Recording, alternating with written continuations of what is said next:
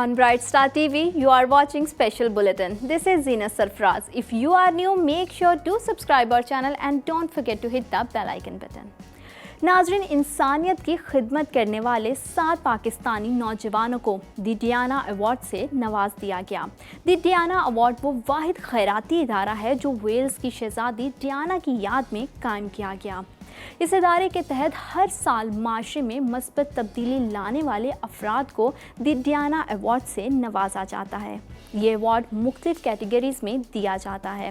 इस अवार्ड का बुनियादी मकसद नई नस्ल की जानिब से तालीम और बच्चों में शऊर उजागर करने वाले नौजवानों की हौसला अफजाई करना है।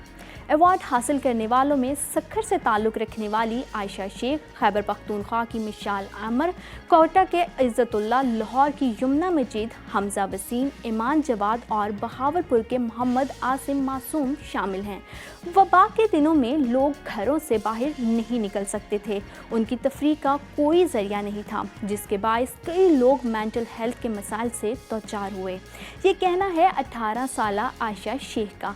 आयशा कहती हैं कि बदकिस्मती से पाकिस्तान में मेंटल हेल्थ को कोई बीमारी के तौर पर नहीं लेता, लेकिन हकीकत ये है कि इस बीमारी के बाद जिनसी तशद्दुद के वाक़यात में इजाफ़ा हो जाता है, जिससे माशरा तेज़ी से बदअमनी का शिकार हो जाता है। आयशा का project you see we here यानी आप बोलें और हम सुने के ज़रिए सैकड़ों अफराद की बरवक्त काउंसलिंग की जाती है, क्योंकि वबा के दौरान तंगी और परेशानी के सबब ये लोग ख़ुदकुशी की जानिब माइल हो सकते थे। आयशा का मज़ीद कहना है कि वबा के दिनों में जब उन्होंने देखा कि बेरोज़गारी में तेज़ी से इजाफे के साथ साथ लोगों की पढ़ाई में दिलचस्पी ख़त्म हो रही है, तो उन्होंने तलबा के लिए कुछ ऑनलाइन कोर्सेज़ शुरू किए ताकि वो वबा के दिनों में फ़ाल किरदार अदा कर सकें।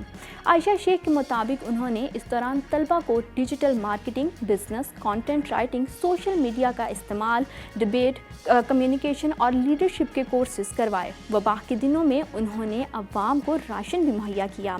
ताहम आयशा की इस इमदाद का तरीका काफ़ी मुख्तलिफ था, क्योंकि उन्होंने इमदाद के साथ उन लोगों को कुछ हुनर भी सिखाया ताकि आइंदा माह से वो किसी की मोहताजी के बगैर खुद कमा सकें। आयशा दी डियाना अवार्ड मिलने पर बेहद खुश हैं। वो इस अवार्ड को अपने वालिद से मंसूब करती हैं, क्योंकि उनके बकौल उनकी सरपरस्ती के बगैर ये सब मुमकिन नहीं हो सकता था।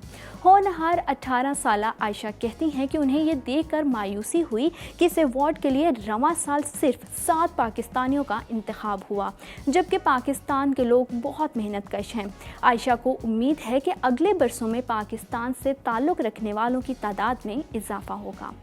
आयशा शेख ने कहा कि उन्हें इस बात का दुख है कि वो अवार्ड को वसूल करने के लिए तकरीब में डायरेक्ट शिरकत नहीं कर सकी, बल्कि उन्हें वर्चुअल में शिरकत करना पड़ी। दी डियाना अवार्ड हासिल करने वाले 23 साला इज़्ज़तुल्लाह की बात करें तो इज़्ज़तुल्लाह का कहना है कि साल 2017 में उन्होंने एक गैर सरकारी तंजीम की बुनियाद रखी। तब से लेकर अब तक 3000 से ज़्यादा लड़के और लड़कियों का स्कूल में एडमिशन करवा चुके हैं।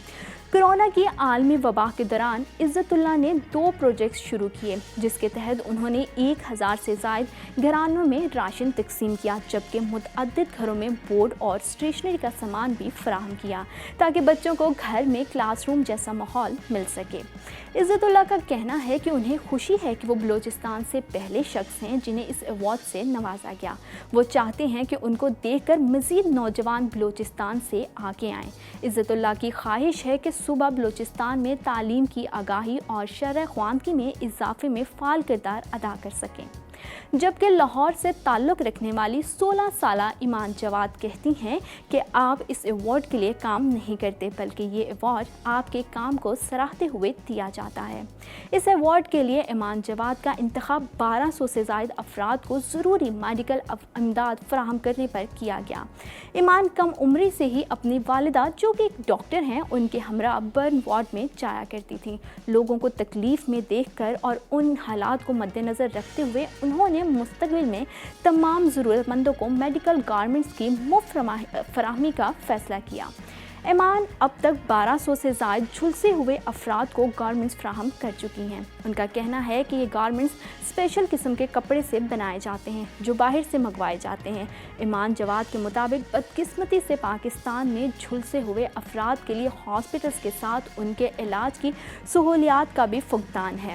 16 سالہ ایمان چاہتی ہیں کہ مستقبل میں اپنی خدمات کے دائرہ کار کو مزید وسعت دیں۔